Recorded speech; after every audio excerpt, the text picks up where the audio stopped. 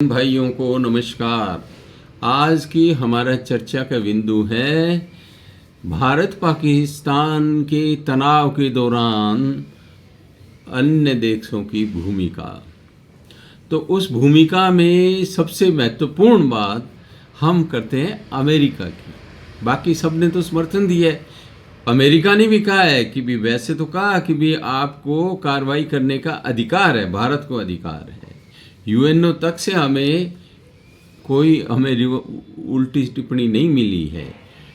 अब अमेरिका के vice president JD Vance कहते हैं कि भारत पाकिस्तान दोनों न्यूक्लियर देश हैं। यदि सैन्य कार्रवाई होती है, बड़े स्तर पे होती है, तो आगे ये स्थितियां बिगड़ सकती हैं।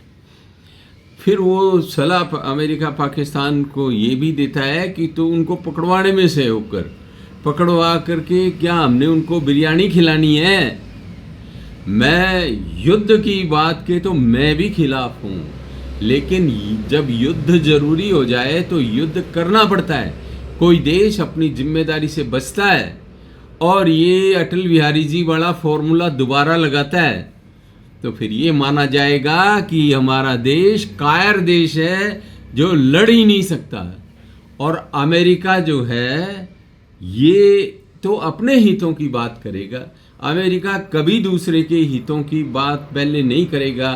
क्यों करेगा? क्योंकि कूटनीति में हर देश पहले अपने देश को रखता है और ये रखना भी चाहिए। अब वो ऐसी सलाह दे रहे हैं चौधरी बन करके। तो आज जब अटल बिहारी जी का ज़माना था, जब फौजें पड़ी रही थी सीमा पे, तब तो मतलब हम भी आज जैसी स्थिति में नहीं थी और पाकिस्तान भी आज जैसी स्थिति में नहीं था। पाकिस्तान पहले ठीक स्थिति में था। आज तो पाकिस्तान खुद टुकड़े टुकड़े होने को हो रहा है। बलोचिस्तान जो है वो अलग होने को हो रहा है। खैबर पख्तूनवा अलग होने के लिए कह रहे हैं। भारत पीओके लेने की बात हमेशा से करता आ रहा है। तो भाइयों, आज की जो स्थितियां हैं उसमें भारत यदि हमला करता है, क्योंकि पाकिस्तान इसको बढ़ाना नहीं चाहेगा, तो हम एक तो पीओके पे कब्जा कर लें, थोड़ा बहुत बढ़ाएं तो पाकिस्तान कोई एटम बम इस्तेमाल करने वाला नहीं। थोड़ा बहुत हम दबाव बनाएं तो J&K जो पीओके है उसको तो हम अपने कब्जे में ले लें। और अन्य क्षेत्रों में भी यदि हम बढ़ाते हैं थोड़ा युद्ध, तो हम करतारपुर को भी ले सकते हैं, जो सिख भाइयों के लिए एक बहुत बड़ी उपलब्धि होगी। और ज़्यादा दूर भी नहीं है करतारपुर, लाहौर वगैरह से और इस्लामाबाद से हमें कोई लेना देना नहीं है। फिर हम BLA को थोड़ा सहयोग दे करके जब हम इधर दबाव डालेंगे तो बलोचिस्तान अलग हो सकता है, खैबर पख्तूनवा अफगानिस्तान में मिल सकता है। आज की तारीख में आगे पाकिस्तान कल को सुदृढ़ हो गया तो ये दुश्मन कभी भी हम इसको कंट्रोल नहीं कर पाएंगे। ये मौका चूकने वाली बात होगी।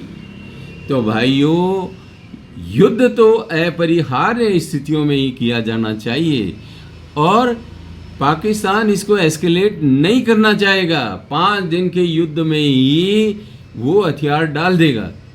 5 दिन ज़्यादा से ज़्यादा है, 10 दिन लगा लो।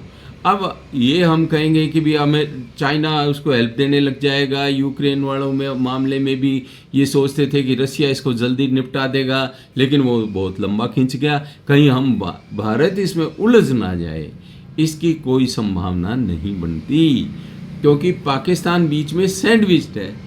वो किस किस मोर्चे पे लड़ेगा? यदि मान लीजिए नाटो पक्ष बदल ले, चाइना बदल ले, वो हथियार देते रहे, कितने दे देंगे? उनकी आर्मी तो आके कहीं लड़ती नहीं है। तो भाइयों, ये मौका बहुत अच्छा मौका है। एक लिमिटेड वार ही होगा, वो बढ़ेगा नहीं, एस्केलेट नहीं करेगा। मैं मिलिट्री एक्सपर्ट नहीं हूँ, लेकिन मैं स्थितियों को, जियोपॉलिटिकल स्थितियों को देखता हूँ, आप लोग भी देखते हैं। तो अब ये है कि बेचारे निरपराध हमारे सैनिकों का खून बहेगा, उनका भी बहेगा। तो उनके खून से हमें कोई लेना देना नहीं, क्योंकि वो हमारे खून के बारे में कोई चिंता नहीं करते। वो तो टूरिस्ट तक को मार देते हैं। तो भाइयों, इसलिए खून एक बार तो देना पड़ेगा, तो हमें लड़ना पड़ेगा और लड़ना चाहिए। यदि नहीं लड़े तो फिर ये हो जाएगा कि हम तो व्यापारी की तरह धौंस दिखाते हैं और हम युद्ध नहीं कर सकते। ये मैसेज जाएगा। मोदी जी और अमित शाह जी विचार कर लें, उनकी भी बदनामी होगी। ये कहा जाएगा अभी तो पाकिस्तान हाथ जोड़ रहा है, बाद में हमें कायर बताया जाएगा और ये कहेगा ये गुजराती लीडरशिप कोई लड़ाई थोड़ी कर सकते हैं, ये तो व्यापार कर सकते हैं। और जबकि उनकी खुद की आर्मी व्यापारी है और वहाँ के लोग कायर हैं। हमें पंजाब और सिंध को इसलिए छोड़ देना चाहिए ताकि हम नहीं चाहते कि भी ज़्यादा टुकड़े हों और उनकी बाउंड्री हमारे से लगे। कल को अमेरिका से संबंध खराब हो जाए तो वह वहाँ अड्डे ले लेगा छोटे देशों से। हम चाहते हैं कि बलूचिस्तान अलग हो, खैबर पख्तूनख्वा अलग हो, ये पीओके हमारे पास आ जाए। पीओके में जूते खाए हुए लोग हैं, तो वो जो वफादारी पाकिस्तान की हमारे ये जो हमारा ही खाते हैं और हमारे ही सामने पाकिस्तान जिंदाबाद के नारे लगाने वाले कश्मीर के लोग हैं, इनका भी थोड़ा इलाज हो सकता है। उधर का दबाव पड़ेगा तो कारण क्या है कि ये लोग जूतों से ही मानने वाले हैं। ये आइडियोलॉजिकल वार है, ये किसी ज़रूरतों पे आधारित वार नहीं है, ये एक आइडियोलॉजी से युद्ध है। आप कुछ भी कर लो, वो आइडियोलॉजी आपको काफिर ही मानेगी, गजवाए हिंदी करेगी, सारी दुनिया को वो जो है मुस्लिम बनाना चाहती है। सिंपल बात है, उसके बाद ही कयामत आएगी। तो भाइयों, वैसे ज़्यादा लेट होना उचित नहीं है। जो मौके का फ़ायदा उठाता है वो ही सिकंदर कहलाता है। इंदिरा जी इसमें ज़्यादा ठीक थी। अभी तक मोदी जी ने जो किया है वो वैसे कूटनीतिक रूप से यूँ ठीक है, आर्थिक रूप से भी ठीक है, लेकिन अब दूसरी पॉलिसी अपनाने की ज़रूरत है। ये मेरे अपने विचार हैं, हो सकता है लोग कहें आप तो खून खराबा चाहते हैं, लेकिन ऐसी बात नहीं है। खून खराबा होता ही है और फौज जो है रखी भी इसी के लिए जाती है कि किसी विशेष परिस्थिति में राष्ट्रीय हितों का हम ध्यान रख सकें।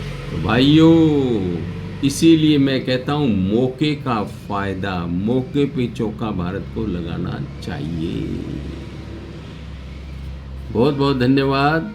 पसंद आए तो लाइक, शेयर एंड सब्सक्राइब कर देना और कमेंट करना। मेरे अपने विचार हैं, आपके अपने विचार हैं, सबके अपने अपने विचार हैं। ये प्लेटफॉर्म डिस्कशन के लिए ही है।